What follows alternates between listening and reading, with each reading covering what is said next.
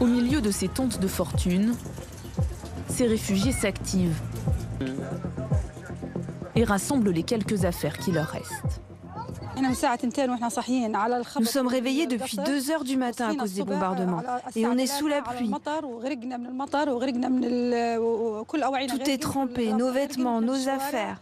Et là, on nous dit qu'on doit évacuer Rafah.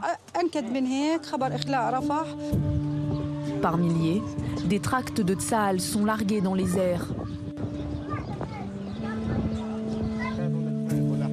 Un ordre d'évacuation d'une partie de la ville de Rafah au sud de la bande de Gaza,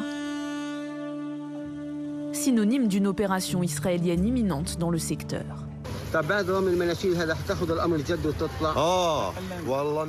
Oui, bien sûr, je l'ai pris au sérieux. On ne plaisante pas avec ça. Nous avons lu le tract, nous ne savons pas où aller. Nous avons été déplacés de la ville de Gaza et maintenant il faut de nouveau partir. En tout, entre 100 000 et 250 000 personnes seraient concernées par cette évacuation dite temporaire. Bien sûr, nous avons peur, nous sommes terrifiés et pas seulement effrayés. Ce n'est pas si simple de se déplacer d'un endroit à l'autre, d'être constamment déplacé encore et encore. C'est dur, c'est très dur. Nous ne sommes pas seuls, nous avons des enfants et nos biens. C'est très difficile, le déplacement est très difficile. Depuis ce matin, par tous les moyens, même parfois les plus rudimentaires, nombreux sont ceux qui prennent la route depuis cette zone du sud-est de la bande de Gaza, ici en rouge, direction la zone humanitaire élargie d'Al-Mawassi, à une dizaine de kilomètres de là sur la côte.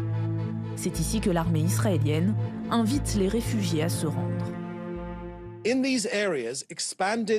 Dans cette zone, il y aura une aide humanitaire importante. Les habitants de Gaza ont été prévenus que Tsahal continuerait à lutter contre les organisations terroristes. Et nous avons fait savoir aux Gazaouis que le Hamas cherchait à les utiliser comme bouclier humain.